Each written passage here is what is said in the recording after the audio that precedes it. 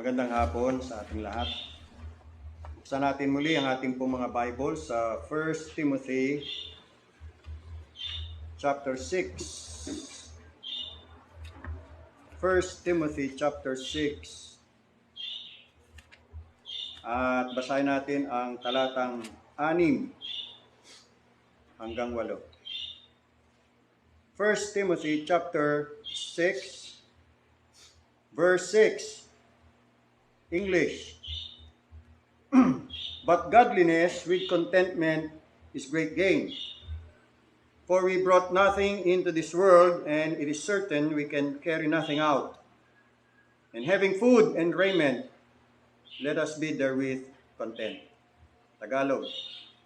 Datapwat ang kabanalan na may kasiyahan ay malaking kapakinabangan, sapagat wala tayong dilang anuman sa sanglibutan, at wala rin naman tayong mailalabas na anuman. Ngunit kung tayo may pagkain at pananamit, ay masisiyahan na tayo doon. Pagpalain ng Panginoong Diyos ang pagbasa ng kanyang banal na salita. Contentment, part 2. Tutuloy natin ang ating pag-aaral mula kanina umaga. Tayo po ay manalangin. Panginoon naming Diyos, buriin kayo, luwalatin, patuloy ang aming paglilingkod at pagsamba sa inyo sa araw na ito sapagkat ito'y banal na araw po ninyo na ibinukod mula sa 7 araw na dapat naming igugol para sa inyo. Dalangin po namin, Panginoong Diyos, na patuloy kaming pagpalain sa aming pag-aaral ng inyong mga salita, maliwanagan kami. Makita namin ang aming mga sarili sa salamin ng iyong mga salita kung ano pang aming mga kakulangan.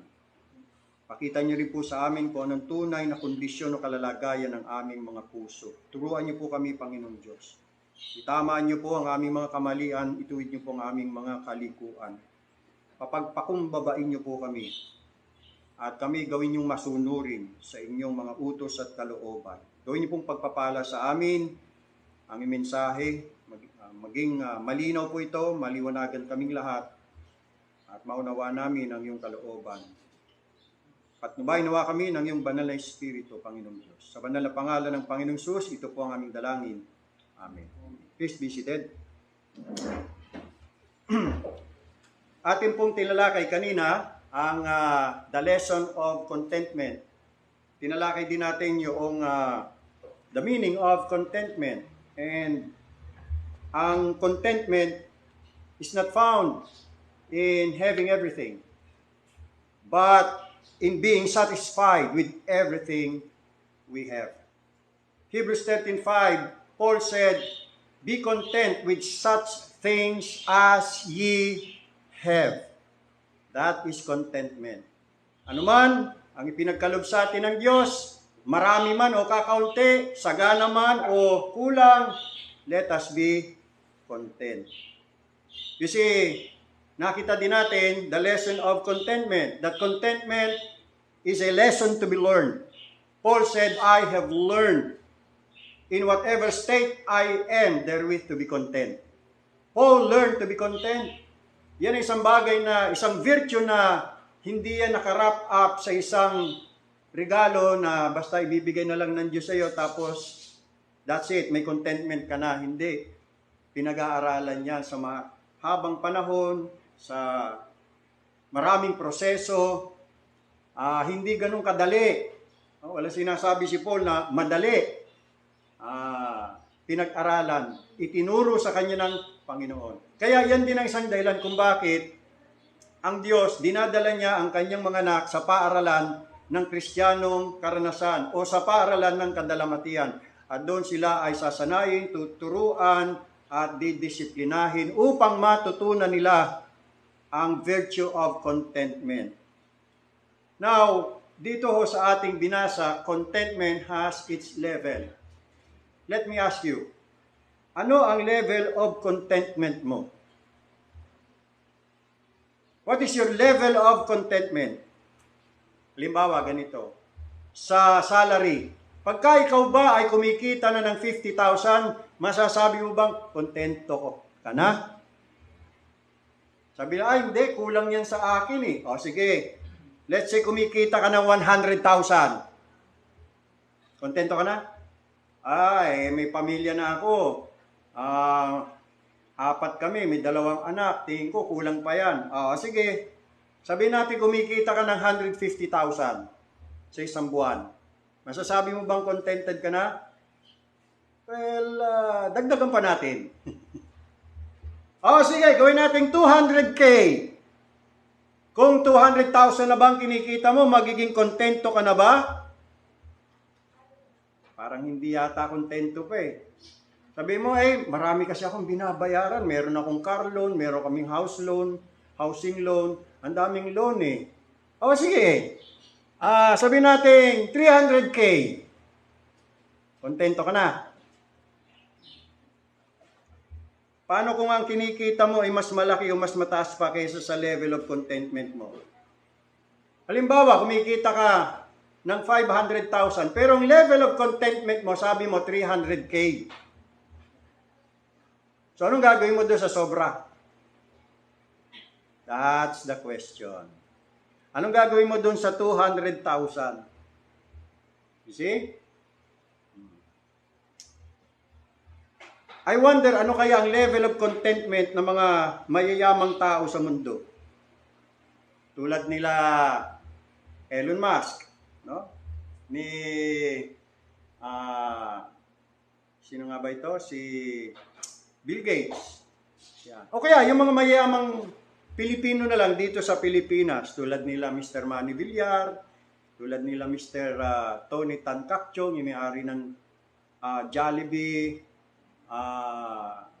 iba't iba pang mga food chains, tulad ng Chowking, kanya yan eh. Greenwich, yan. O kaya naman si Mr. Ramon Ang, yung chairman ng San Miguel Corporation, or si Mr. Manny Pangilinan, yan, may-ari ng TV5. At shareholder din sa Meralco. Ano kaya ang level of contentment nila? I wonder, no? Ano kaya ang level of contentment nila? So, pagka ang isang tao ba ay kumikita ng 1 milyon, kontento na kaya siya? Sasabihin niya, kontento na ako. Paano kung kinikita niya, higit pa sa 1 milyon? Diba, kumikita siya ng 5 milyon sa isang buwan. So, anong gagawin niya doon sa 4 milyon? May tinanong ako, isang kaibigan, sabi ko, paano kung kumikita ka na ng sobra-sobra pa doon sa sinabi mong level of contentment mo? 200,000. Halimbawa, kumikita ka ng 500,000. Ano gagawin mo doon sa sobra? Sabi niya, invest niya. Saan mo invest? Sa business. Bakit? Para kumita pa. Kala ko ba, kontento ka na. At gusto mo pang kumita. Yan. Dapat doon, yung mga sobra, ipantutulong na yon. Or, siyempre, pwedeng, siguro sinasabi, mag-i-invest para doon sa future ng kanilang mga anak. Paano kung sobra-sobra na nga? Sobra na nga doon sa tinatawag mong level of contentment. Anong gagawin mo doon sa sobra? Ang dapat gawin dyan, sabi ng Bible, ipantulong. Dito sa 1 Timothy chapter 6, sino yung sabi rito? Ayan, sabi rito sa verse number 17. Ang ating text ay 6, 7, and 8. Tapos, may admonition si Paul sa mga mayayaman sa verses 9 up to 19. Pero itong ating babasahin, verse 17.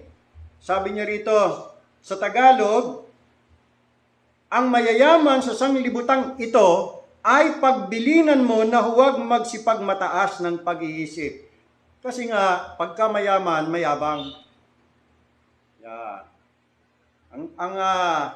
Ang iba naman, wala nang ang yaman, wala pang yabang, kaya kahit na raw mayabang. Kahit hindi mayaman, basta may yabang. Yun ang prinsipyo nila eh. Wala nang ang yaman, wala pang yabang.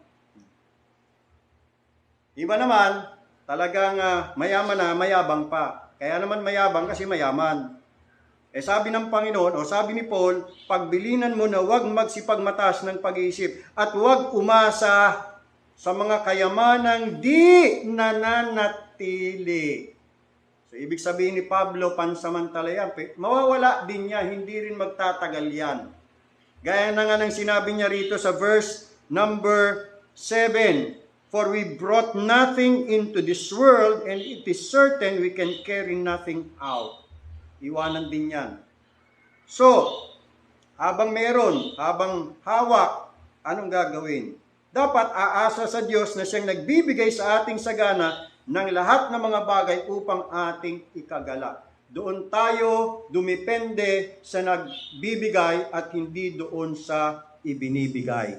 Our happiness should not depend upon the creatures created, but upon the Creator, God, who supplies our needs.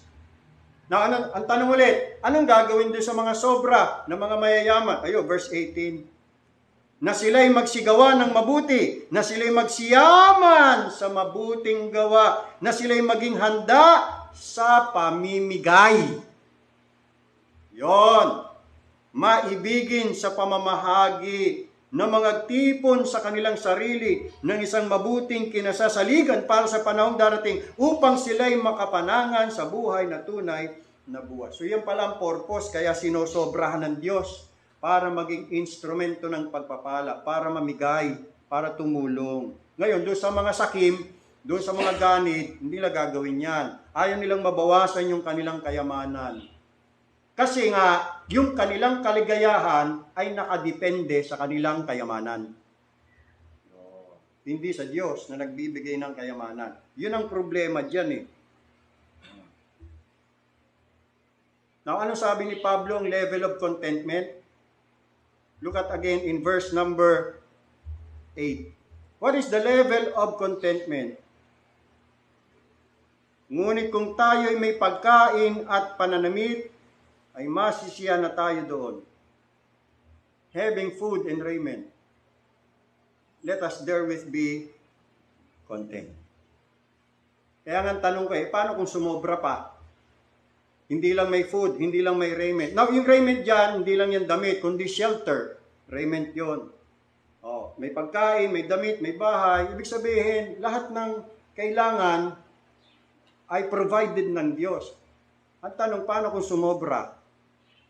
Ang gagawin mo doon sa sobra. You see? Dito lang, ang level of contentment lang, having food and raiment, dapat may contentment na. At napag-alaman natin na ang contentment is a state of the mind. It's a disposition of the heart. You see? Na anuman meron, anuman ang tinatangkilik, anuman ang kalalagayan, ay meron pa rin kasiyahan. There is contentment. That's it. So what is the point here? The point is this. The lesson is this. Man is by nature a discontented being. Wala talagang kakontentuhan. Ang kakontentuhan o ang kawalan ng kakontentuhan ay tumutukoy sa isang estado ng kawalang kasiyahan o kaya'y pagkabalisa, anxiety, sa kabila ng pagkakaroon ng mga pangangailangan sa buhay at mga paraan upang makuha ang mga ito. Ito ay nailalarawan sa pamamagitan ng isang pakiramdam ng pagnanais ng higit pa. A feeling to have something more. Something more. O kaya sa isang bagay na naiiba naman. Kasi sawa na sa isang bagay, gusto naman ay yung naiiba. You see? Kahit na isang tao ay mayroon ng magandang buhay. So ito ay maaaring sanhi ng iba't ibang mga kadahilanan kung bakit ang tao ay walang kakontentuhan. Tulad ng hindi natutugunan ng mga inaasahan. Pagka isang tayo naghangad ng isang bagay at hindi natugunan, ayan, discontented ang tao. Diyan papasok ang kabalisahan or anxiety. Isang pakiramdam ng kawalan ng laman or a sense of emptiness Or discontentment is a desire for something greater. In short, covetousness. When a man is discontent with his life, that means that man is covetous. Mapagimbot, sakib. He wants more. Ang isa sa mga nakamamatay na hadlang sa kasiyahan ay ang pag-iimbot. Greediness, covetousness, na isang sakit na kumakain at sumisira sa kasalukuyang kasiyahan or contentment. Yan ang sumisira at pumapatay sa present contentment or satisfaction. May mabuting dahilan ng Panginoon kung bakit niya ibinibigay ang taimtim na utos sa kanyang mga tagasunod. Ano yung utos? Mag-ingat at mag-ingat sa kasakiman. Luke chapter 12 verse 50. Beware of covetousness. Ang taong covetous, ang taong mapag-imbot ay laging naghahangad ng higit pa. Maliit man o marami. Napakalaki ng pagkakaiba ng mga salita ni Apostol Pablo. Sabi ni Paul, kung tayo ay may pagkain at pananamit, tayo ay masiyahan sa mga ito. Having food and raiment, let us therewith be content. Alam niyo, sabi ng banal na kasulatan, ang kasakiman ay pagsamba sa mga Diyos-Diyosan. Don't you know that covetousness is idolatry? Colossians 3:5. Covetousness is idolatry. Pagsambayan sa Diyos-Diyosan. Sinasamba ng mga material na bagay. Yan ay pagmamahal ng puso sa mga bagay na material. Ang pagmamahal ng puso ay nakatuon sa material na bagay kaysa sa Diyos. Ang wika ng isang mapag-imbot na puso ay katulad ng linta o katulad sa linta na may kambal na anak ng pangalan ay magbigay! Magbigay. Basahin natin ang Proverbs chapter 30 verse 15. Proverbs chapter 30 verse 15. Proverbs 30 verse 15. Tingnan niyo po, sabi rito. Ang linga o horse leech o sa ibang salin ay leech or ano ba leech ay Tagalog? Di ba linta? Naninip-nip o naninip-nip nagsisip-sip. Puro sip-sip, pangalab, sip-sip. Ang linga o ang horse leech, sabi riyan, ay may dalawang anak na sumisigaw, bigyan mo! Bigyan mo! Bigyan mo ako, bigyan mo ako. In other words, walang contentment. Give, give, give. Ganyan ang taong mapag-imbot. Ganyan ang taong covetous. Laging naghahangad ng higit pa kaysa sa kanyang kasalukuyang tinatangkilik. You see that? Ang isang lubhang kailangan na salita na dapat nating tunghayan at pansinin yung sinabi ni Jesus Christ sa Luke chapter 3 verse 14, maging kontento sa iyong kabayaran. Be content with your wages. Gaya ng sabi ko kanina, kung meron man dapat na mga taong contented na sa buhay, dapat yung mga mayayaman eh. Diba? Sila yung dapat na maging contented sa buhay. Kasi, nasa kanila na ang lahat. Pero bakit may mga mayayaman na hindi pa rin kontento sa buhay? They still want more. Yun ang nakakalungkot. Hindi nila natutunan ang leksyon sa buhay. They have not learned to be content. They want more. Kilala niyo si Steve Jobs? Siya yung founder and CEO ng Apple Corporation. Yung iPad, Apple yan eh. iPhone. Yan. So, si Steve Jobs ay isa yan sa mga bilyonaryo sa Amerika. He died a billionaire at the age of 56 years old of pancreatic cancer. 56. Bata pa. Pero bilyonaryo siya.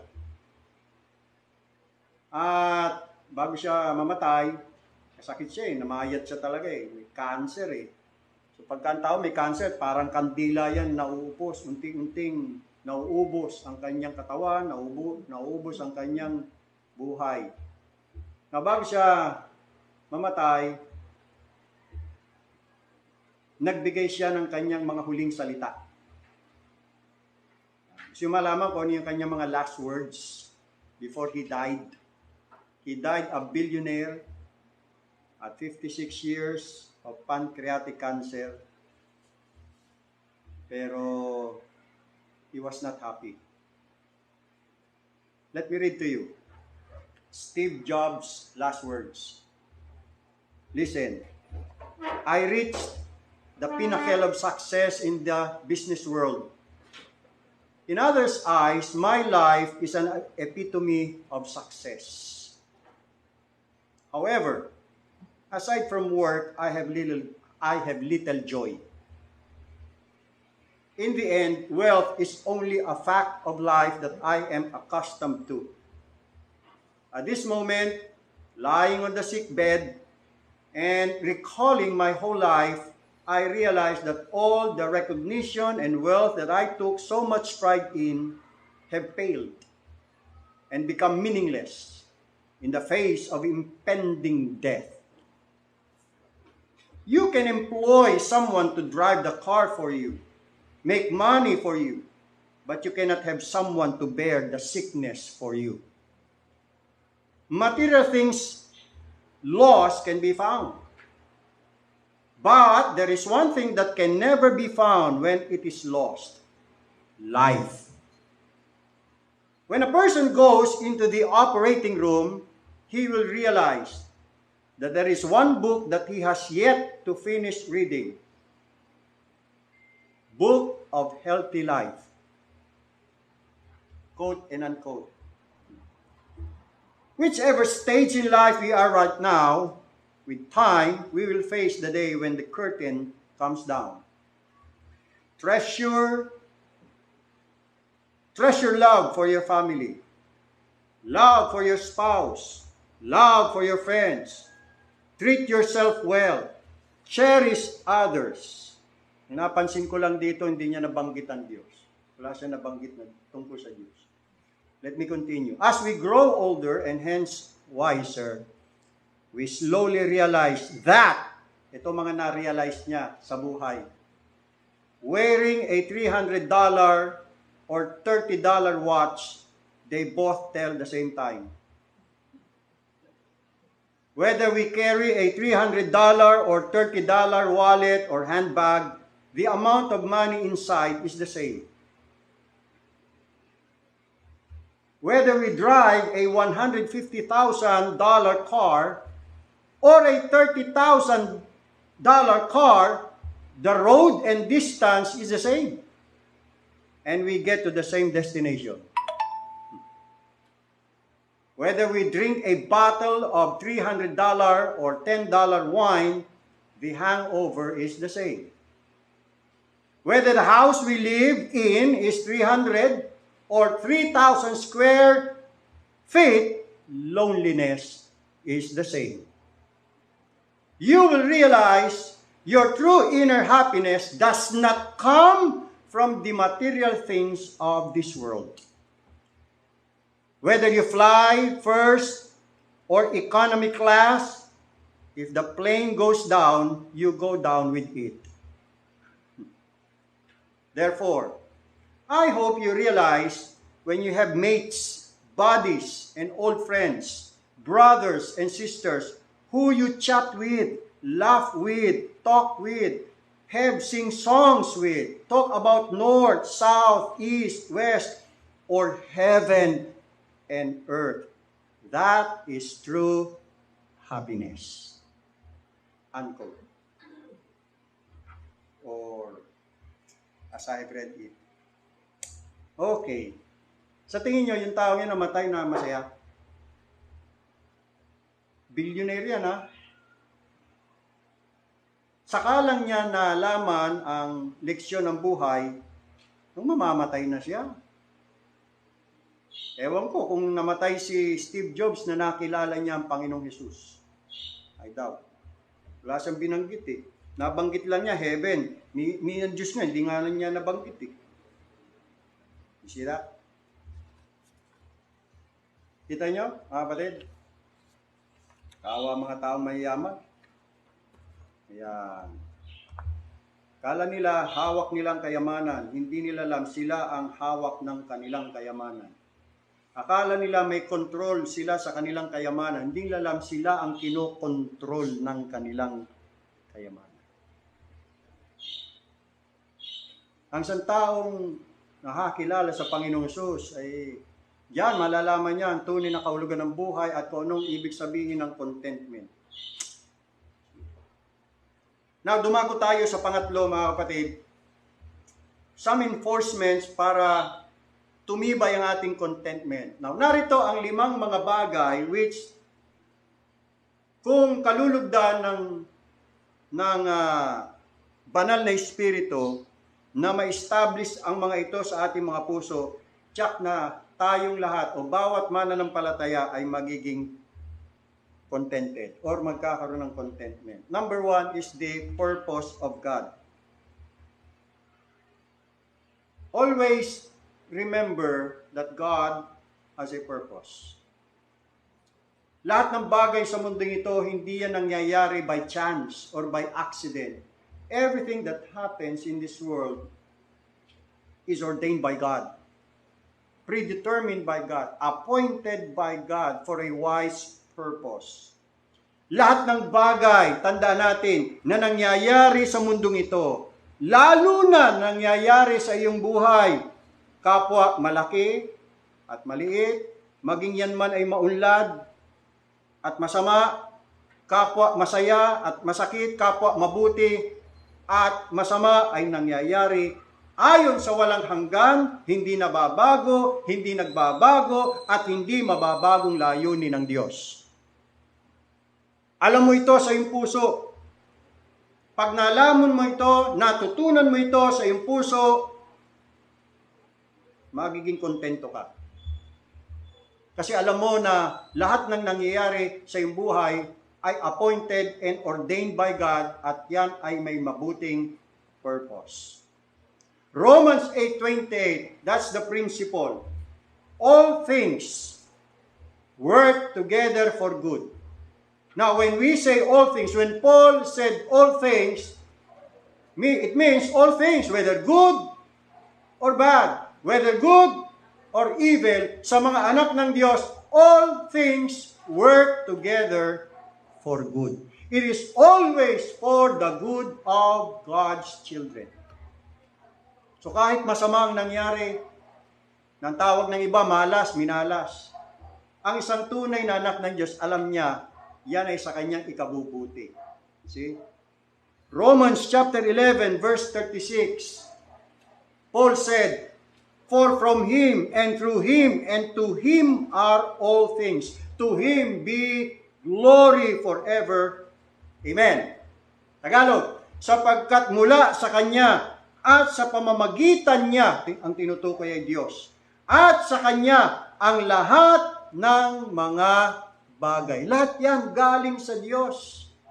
Lahat yan ay tinakda, pinahintulutan, ayon sa kapasyahan ng Diyos. Kaya yan ay may purpose. Walang nangyayari sa buhay mo, tandaan mo yan, na walang layunin ng Diyos. Ikaw na anak ng Diyos. Kaya mabuti man yan o masama, may magandang layunin niya. See? Kung babasahin niyo Ecclesiastes chapter 3, verses 1 to 11, yung a time, mga time. Basahin natin nyo, Ecclesiastes chapter 3. Paliwanag natin. Ecclesiastes chapter 3, verse 1. Pagkatapos ng Proverbs,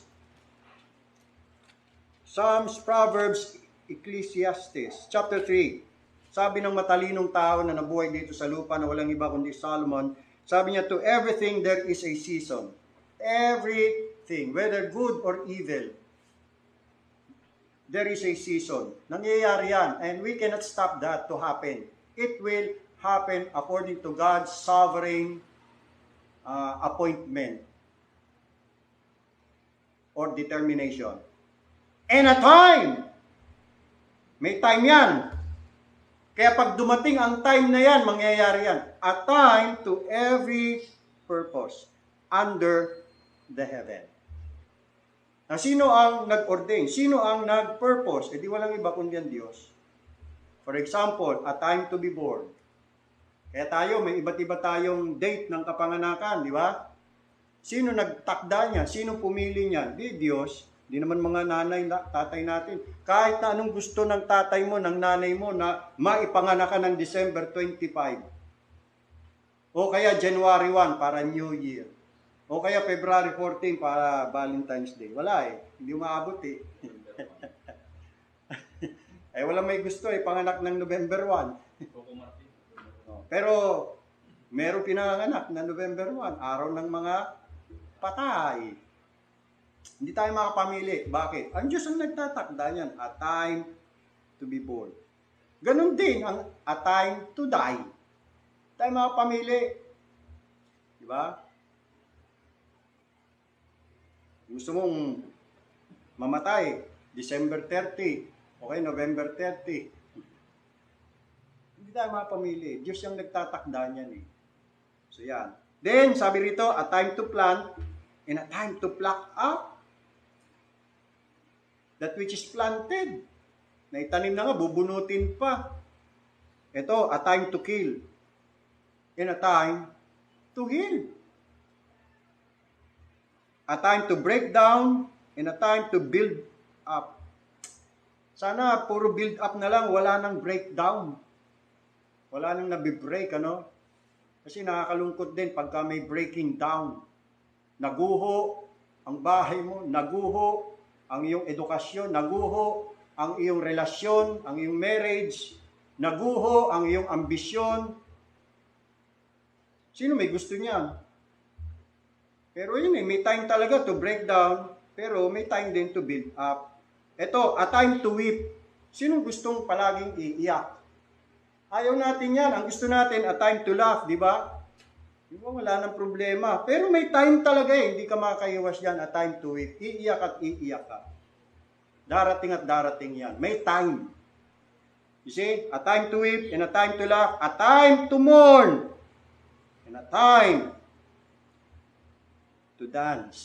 Sana puro dance na lang, wala nang mourn. So pag kami kinuha na sa sirkulo ng ating pamilya, isang miyembro ng ating pamilya ay kinuha na ng Diyos. That's a time to mourn. Hindi natin mapipigilan. Whether we like it or not. See? A time to mourn, a time to dance, a time to cast away stones, and a time to gather stones together, a time to embrace, and a time to refrain from embracing, a time to say hello, and a time to say goodbye. Isa sa mga malungkot na salita ay yung salitang goodbye. Sana puro hello na lang, wala nang goodbye. Pero hindi, kailangan eh. Andiyan, nakalagay eh. A time to get and a time to lose. Hindi ba pwedeng puro get na lang, wala nang lose? A time to keep and a time to cast away, a time to tear and a time to sow. A time to keep silence and a time to speak, a time to love and a time to hate. A time of war. Gaya nangyari ngayon sa Israel, sa Gaza, at pwedeng mangyari sa China, sa US, at sa iba pang parte ng mundo. Dito sa Pilipinas, pwedeng mangyari time of war. Depende na yan sa pasya ng Diyos. In a time of peace. Ayaw natin ng war, gusto natin peace. Kaya lang talaga yung nangyari, may war eh. Ngayon, sabi riyan sa verse 11,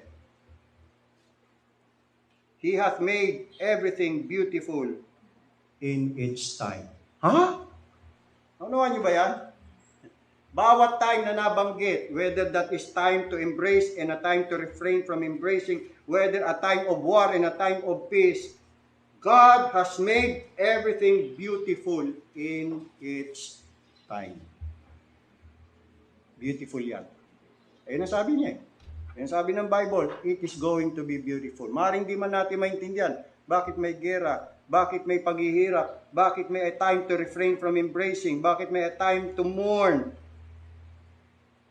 But God can make it beautiful in its time. Yun yun, all things work together for good in its time. Galing ng Diyos, ano? God has the power to make it beautiful in its time. He hath made everything beautiful in its time. Also, He hath set the world in their heart, so that no man can find out the work that God maketh from the beginning to the end. Because it is the purpose of God, and God has a good reason, God has a good purpose, therefore it must be good. Lalo na sa mga anak ng Diyos. All things will work together for good. You know why? Because merong Diyos na He can make it good kahit evil. Ang nangyari sa buhay mo at sa buhay ko. God can turn it to be good. Gaya na nangyari sa buhay ni Joseph. Sabi niya sa kanya, mga kapatid, you thought it evil, yung ginawa niyo sa akin, but God meant it for good. You see? Evil yung ginawa, nung mga kapatid niya sa kanya. Pero ang ginawa ng Diyos, He turned it to be good. He meant it to be good. For the salvation of the race of Israel. Or the Jews. You see? Naintindihan ni Joseph, lahat ng mga kasamaang nangyari sa kanya, lahat ng kasamaang ginawa ng kanya mga kapatid, naintindihan niya kahit masakit sa kanya, na yun ay may layunin ang Diyos at sa ikabubuti nilang lahat. Kasi kung hindi siya ibinenta ng kanyang mga kapatid, kung hindi siya nakarating sa Egypt, ay di walang tagapagligtas, walang magsasalba sa kanilang mga buhay. Mamamatay lahat sila sa gutom. Sinagkaroon ng famine. So may purpose ang Diyos. You see? Pag naintindihan natin sa puso natin ang layunin ng Diyos at ang layunin ng Diyos sa ating buhay mabuti, matututo tayong maging kontento. Pangalawa, the providence of God. Consider this. Lahat ng nasa langit, lupa at impyerno ay soberanong pinamamahalaanan, pinangangasiwaan at minamanipula ng Diyos. Sa walang hanggang karunungan, ayon sa kanyang sariling banal na layunin para sa walang hanggang espiritual na kabutihan ng kanyang bayan, ng kanyang mga hinirang. Walang bagay sa sangkalawakan at sa sansinukob na ito ang humihinga o gumagalaw na walang utos ng Diyos at direksyon ng Diyos. Lahat ay kumikilos, maliit man o malaki, molecule man o mga dambuhalang bituin. Lahat yan ay gumagawa at kumikilos ayon sa utos ng kanilang manlilikha. At gumagalaw sila, kumikilos sila na may layunin. May layunin niya. Providence ng Diyos yan. Diba? Sabi nga ng Panginoon, kahit na ang mga hibla ng inyong buhok ay bilang ng Diyos, at walang maya o ibon na lumalagpak sa lupa na hindi nalalaman ng Ama na nasa langit.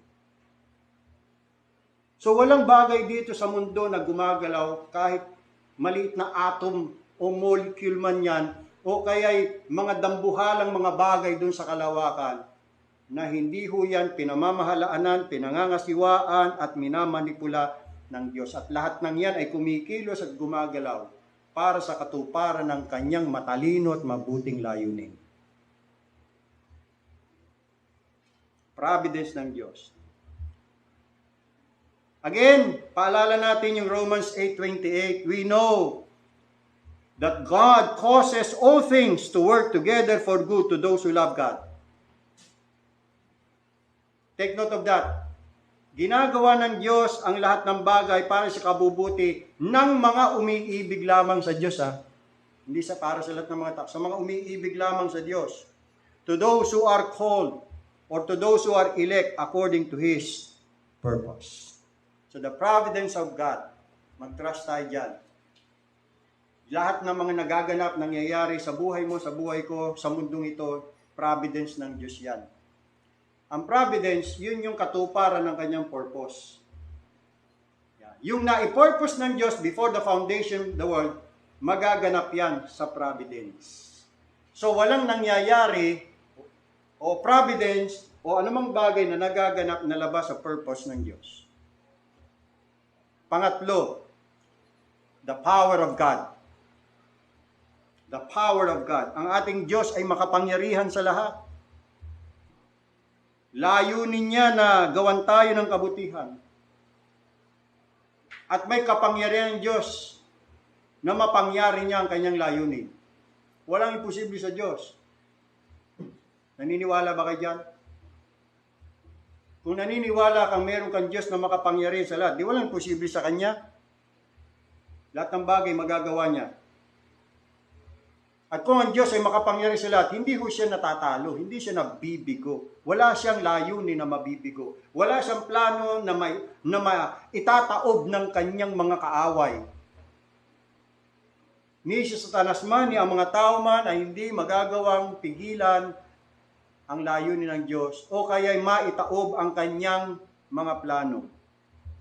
Sabi nga ng Daniel chapter 4, verse 35, Daniel 4:35, all the inhabitants of the earth, or all the peoples of the earth are regarded as nothing.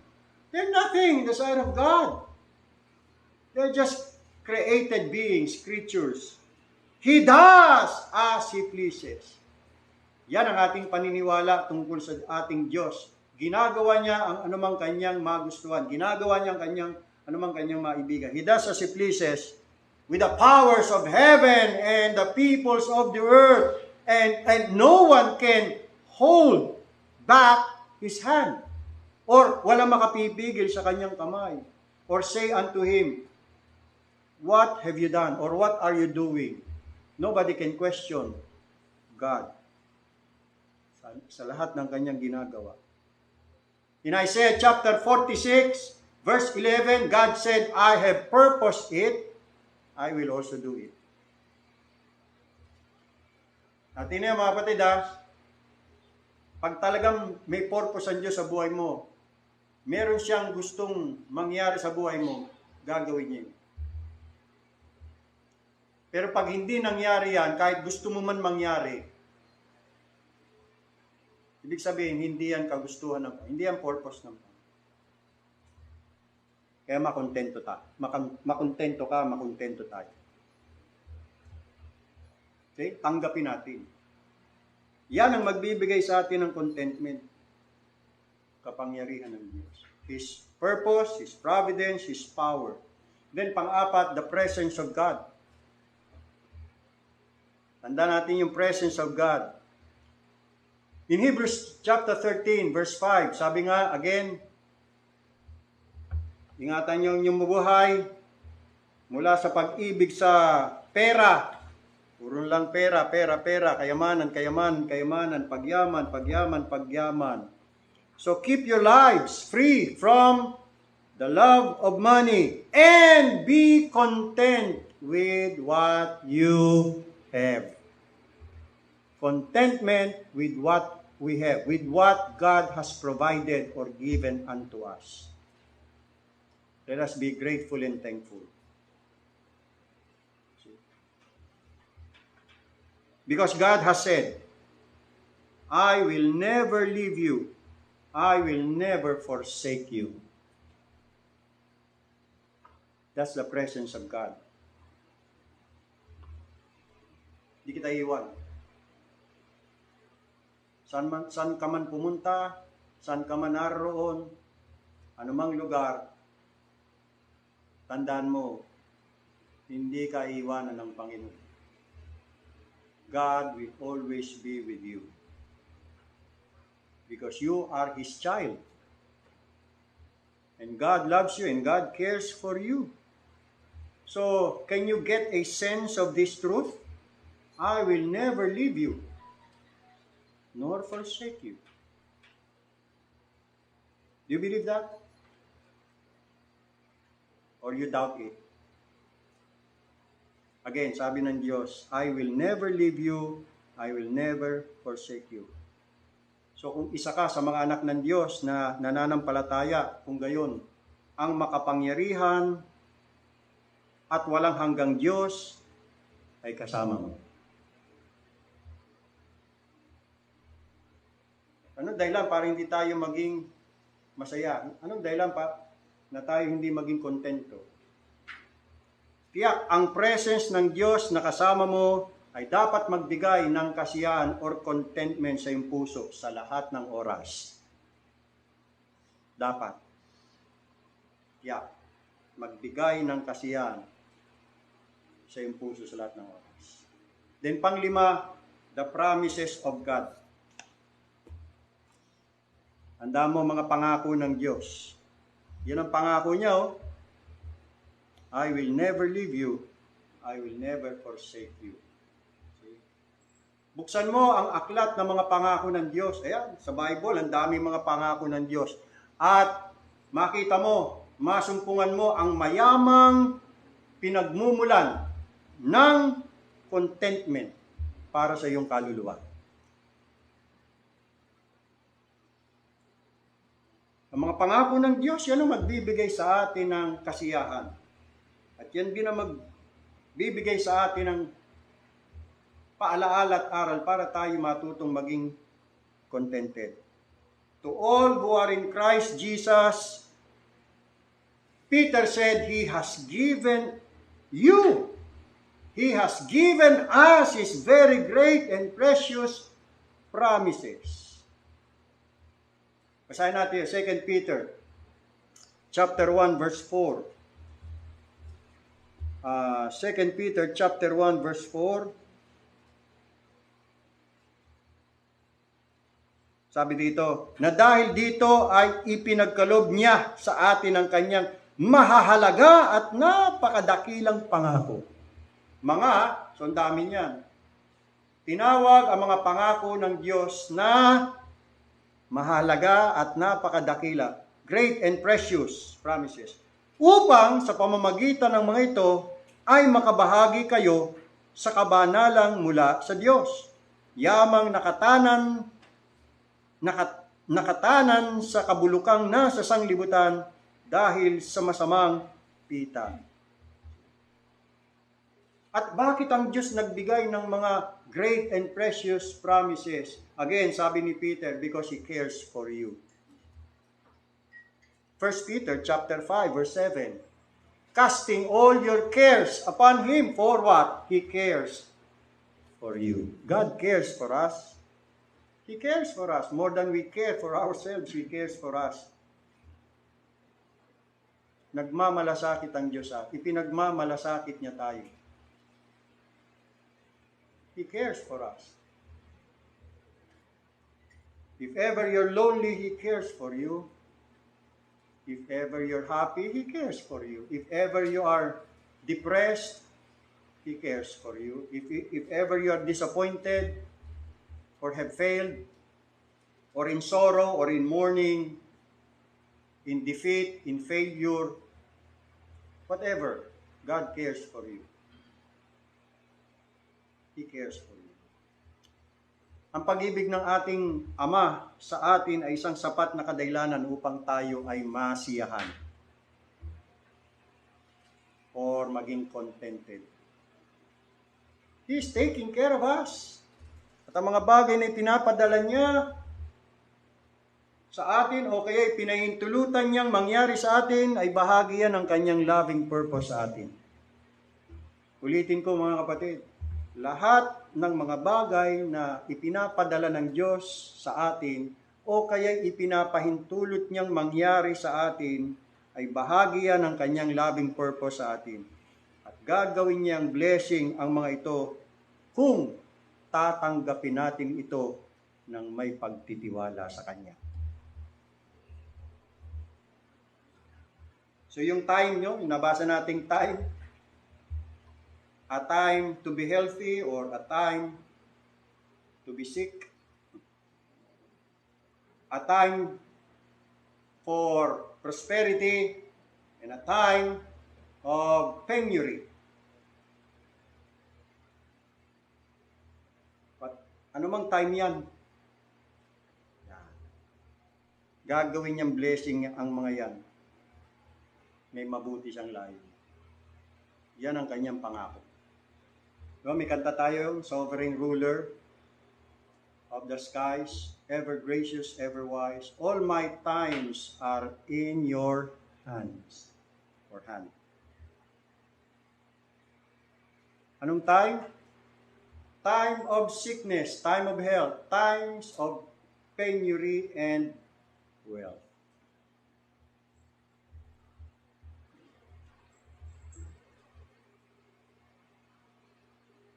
And He makes all things beautiful in His time.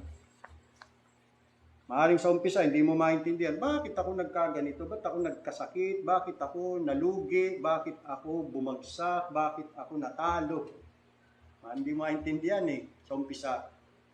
Pero tandaan mo, dahil yan ay pinayagan ng Diyos na mangyari, kaloob yan sa iyo ng Diyos. Maniwala ka, sa ikabubuti mo yan. Si mahal ka ng Panginoon. Tingnan yung nangyari kay Job, di ba? The Lord gave, the Lord hath taken away. Blessed be the name of the Lord.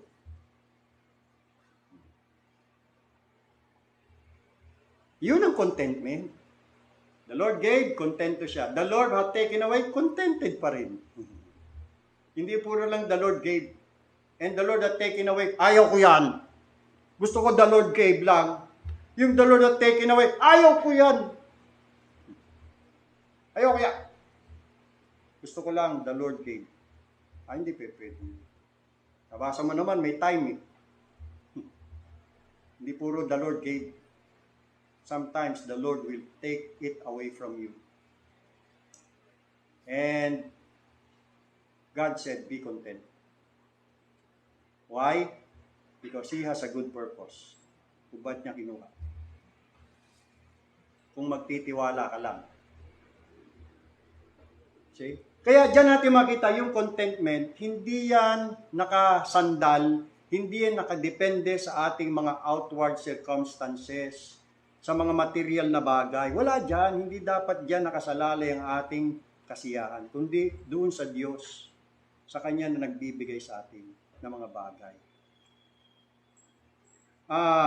Tingnan nyo itong mga pleasures and riches of this world. Tanong, bakit hindi makapagbigay ng joy and satisfaction ang mga pleasures and riches of this world sa tao? Katulad na nga yan, si Steve Jobs. Diba? Kahit bilyonaryo na yan. Diba? Sabi nga sa kanta, nasa kanya na nga lahat Bakit wala pa rin siyang satisfaction and joy? Sagutin natin yan. Ang tao kasi galing sa lupa. Di ba? Sabi ng Panginoon, from dust thou art, and from dust you will return. Yan. Ang tao kasi galing sa lupa. Kung kaya siya ay makalupa. Tama? Ang kanyang mga senses ay of this world. Diba? Kaya kita yung tao, di ba, may 5 senses, eyes, meron siyang ears, 5 organs, and 5 sense organs. Lahat yan, nakafocus dito Lahat yan, puro sa things of this world Kaya ang senses ng isang tao ay of this world. Kaya kung ang buhay ay para lamang dito sa daigdig, ang pleasure and riches ay dapat makapagbigay na ng satisfaction sa tao. Di ba? Pero bakit hindi? Hindi pa rin masaya ang tao, hindi pa rin siya contented. At dahil sa ang tao ay walang dinalang anuman sa sanglibutan, ay wala rin siyang mailalabas na anuman. So dahil dito, ang tao ay maitutulad na lamang sa hayop na nilikha ng Diyos. Nilikha, in-enjoy ang lahat ng mga bagay dito sa lupa, pag namatay, tapos na. Kaya lang ang tao hindi ho hayop. Ang tao po ay may kaluluwa na galing sa Diyos. At hiningahan ng Diyos ang tao, at ang tao ay naging buhay na nila. And God breathed into the nostrils of man, and man became a living soul. Or man became a living being. Kaya ang tao, hindi yan hayop. Nilikha yan ng Diyos ayon sa kanyang wangis. Binigyan siya ng hininga ng buhay. Now, anong ibig nating sabihin? It means man can never be complete without God. You see? And that's the reason why kahit na ang tao nasa kanya ng lahat ng bagay, pleasures and riches of this world, may kulang pa rin sa kanya. Kasi hindi siya hayop eh. Naunawaan niyo po, meron din siyang kaluluwa. Nilikha siya sa wangis ng Diyos. Yon. Merong void sa isang tao na tanging ang Diyos lamang ang makapagpupuno. Na hindi kayang isatisfy, hindi kayang punuin ng mga pleasures and riches of this world. Anong lesson? Ang lesson, Jesus Christ is the only one who can satisfy the emptiness, the longings of the soul. Only Jesus Christ can fill the void in man's life. Kaya man will continue to be dissatisfied, not contented in his life kung hindi niya masusumpungan si Jesus Christ. Kaya yan ang dahilan kung bakit kahit ang tao, bilyonaryo na, ang yaman-yaman na, wala pa rin kakontentuhan. Kasi nga si Jesus Christ lang makakapagbigay ng satisfaction and contentment. Kasi hindi siya hayop. Hindi hayop ang tao. See that?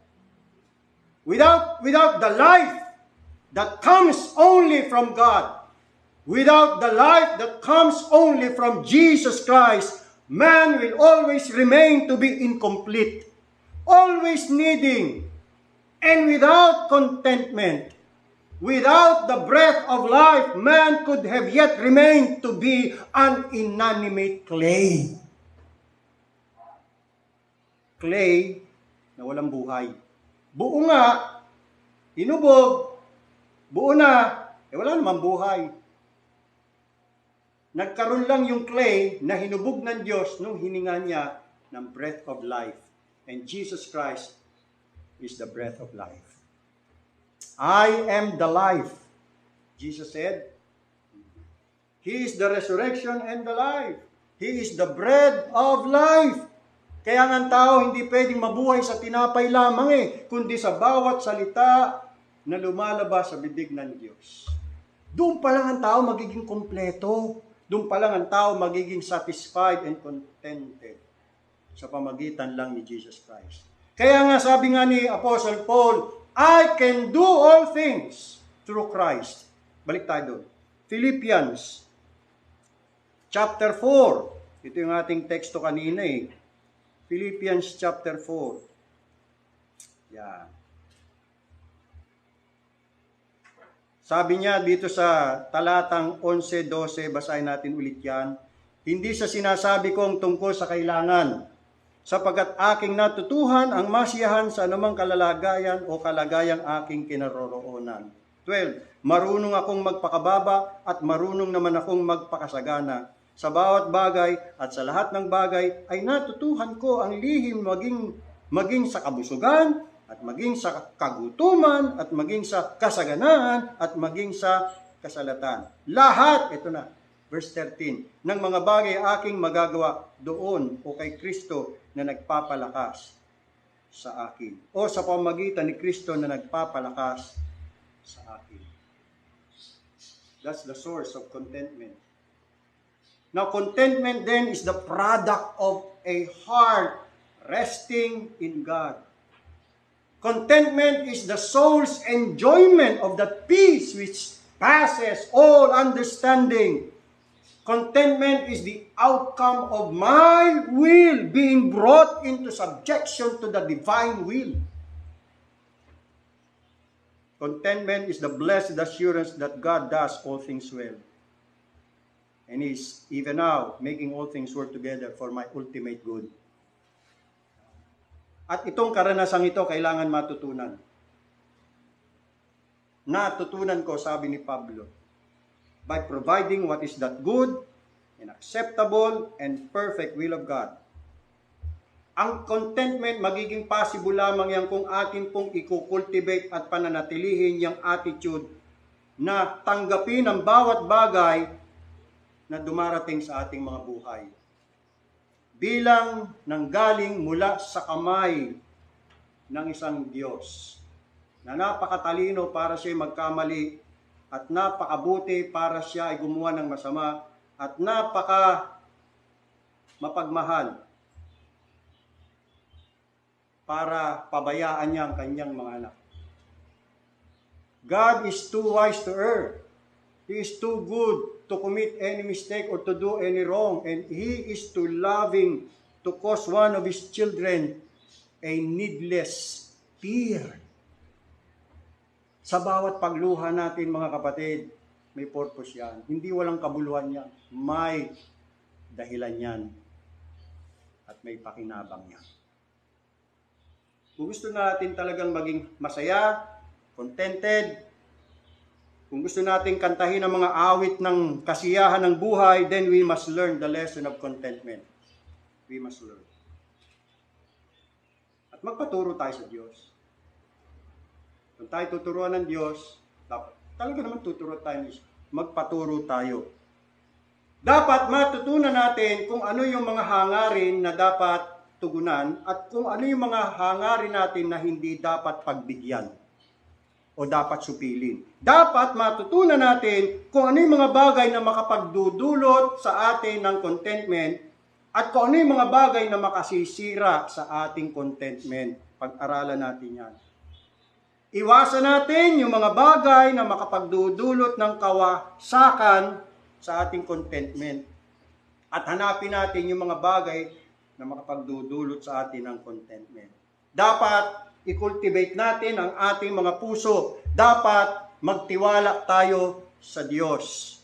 Then, and only then, shall we have that source of contentment and happiness within, na magbibigay sa atin ng inspirasyon para kantahin natin ang awitin ng kagalakan at kasiyahan. Now, for our final word, ang tunay na contentment is only possible by being much in the presence of the Lord Jesus. I can do all things, Paul said, through Christ who strengthens me. See? Kaya kailangan natin, mga kapatid, ng palaging pagkonsulta, palaging paglapit sa presensya ng ating Panginoong Hesus. Gawin nating madalas ang dumulog lagi sa presensya ng ating Panginoon. See? Sabi ni Paul, I know both how to have a little, I know how to have a lot. In any and all circumstances, I have learned the secret of being content. Whether well-fed or hungry, whether in abundance or in need, I am able to do all things through Christ who strengthens me. Sa pamamagitan lamang ng pagpapaunlad ng pagiging malapit natin kay Jesucristo na hindi kailanman naging discontented, tayo ay maliligtas mula sa kasalanan ng pagrereklamo. Sa pamamagitan lamang ng pang-araw-araw na pakikisama sa Kanya, palaging pagkonsulta sa Kanya sa panalangin, na palaging nalulugod sa kalooban ng Ama, malalaman natin ang lihim ng kasiyahan. Naway makita nating lahat, mga kapatid, sa salamin ng salita ang kalwalatian ng Panginoong Hesus. Na tayo ay mabago at matulad sa gayon ding larawan mula sa kalwalatian hanggang sa kalwalatian na gaya ng mula sa Panginoon na Espiritu. Pagpalain ng Panginoong Diyos ang mensahe sa atin pong mga puso. Tayo po'y manalangin.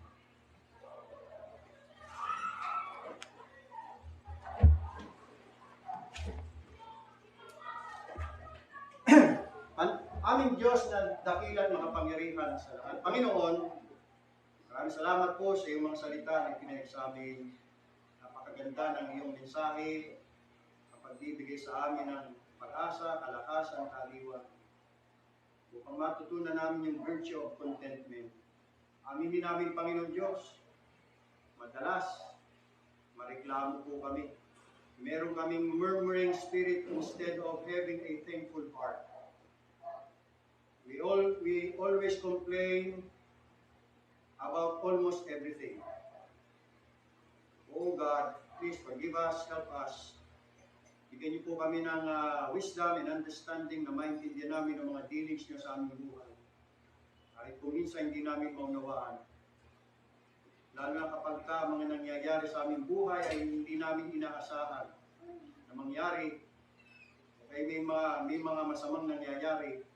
Pero, pinayagan niyo po na mangyari dahil meron kayong mabuting lahat. At yan ay sa ikabubuti at ikatututo namin. Because you can make all things beautiful in its time. Salamat, meron kaming Diyos na may kapangyarihan at kakayahan na kahit ng masamang bagay na nangyari sa amin ay pwede pang maging mabuti in the end. Dakila kayo, kahanga-hanga kayo, Panginoon. Lamang ay dagdagan niyo pang aming pananampalataya sa inyo. Pawiin niyo pong aming mga alalahanin, pawiin niyo pong aming mga kabalisahan, ang aming mga takot, ang mga alinlangan. Turuan niyo kami, Panginoon Diyos, na magtiwala lamang sa inyo. Maghari pa rin sa puso namin ang inyong kapayapaan, ang iyong kapahingahan. The peace that passeth all understanding. Yes, the peace na meron kami with Jesus Christ, or in Christ Jesus. Dalangin po namin, Panginoon Diyos, na patuloy kami tuturuan at kami na may matuto. Sa marami pang bagay na hindi pa namin nalalaman at naunawaan. Maawa kayo lagi sa amin. Maawa niyo ang aming pamilya, ang aming sambahayan. Awa niyo po ang mga churches ng Panginoong Hesus na talagang umiibig, naninindigan, at nagtatanggol sa katotohanan. Kahit nililibak na ng ibang mga iglesia, mga pastor. Preserve niyo po ang iyong mga lingkod na tunay niyong tinawag sa purity of doctrines and morals. Preserve niyo po ang mga true churches ng Panginoong Hesus. Kahit sila po ay remnant na lamang o munting kawan na lamang ng aming Panginoon Jesus. Pagpalain niyo po mga iglesia. Pagpalain niyo aming buhay, Panginoon Diyos. Pagpalain niyo aming pamilya. At patuloy yung tugunan ng aming mga pangailangan. At maging grateful kami and thankful sa anumang dispensation niyo o dinidispense ninyo sa amin, Panginoon Diyos. Araw-araw sa aming buhay. Kami po ay maging appreciative. Ma-appreciate namin kahit na mga malilit na bagay, na mabuting bagay na ginagawa niyo po sa aming buhay. Maging grateful and thankful kami. Deliver us from the sin of complaint. Have mercy upon us, O God. So we commit everything to your hands, O God. Gawin sa amin kung anong mabuti at nakalulugod sa iyong Panginoon. Tanggapin namin anuman ang inyong kaloob sa amin na may kagalak at kasiyahan at pagtitiwala sa inyo. Banal na pangalan ng aming Panginoon at tagapagligtas na si Yesu Cristo, ito ang dalangin.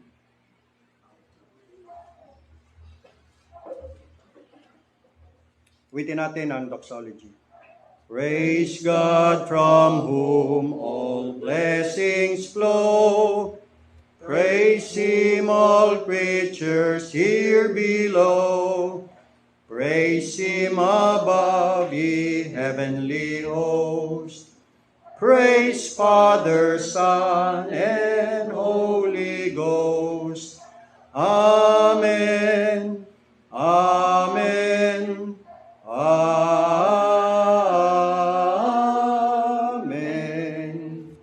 Magandang gabi.